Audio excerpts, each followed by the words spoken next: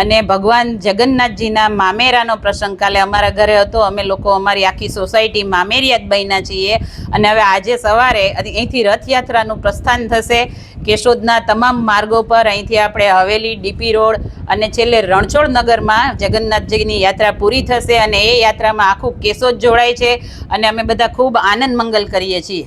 મોર કણકિયા અને વાદળ ચમકી વીજ, મારે રુદાને રાણો હાય ભેડો આજ આવી અષાઢી બીજ। પવિત્ર પાવન અષાઢ માસની આજે બીજ। ભગવાન જગન્નાથ આજે બલભદ્ર અને સુભદ્રા સાથે જગન્નાથમાં વર્ષોથી એ નગર ચર્ચા માટે નીકળતા હોય।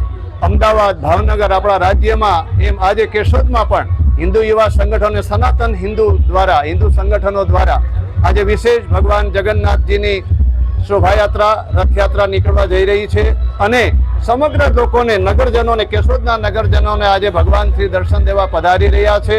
આપણે સૌ ભગવાનને પ્રાર્થના કરીએ કે ચારે બાજુ સુખ, સમૃદ્ધિ અને સૌનું કલ્યાણ થાય એવી આજના દિવસે ભગવાનને પ્રાર્થના કરી। આવો આપણે સૌ રથયાત્રામાં જોડાઈ ભગવાન જગન્નાથને યાદ કરીએ।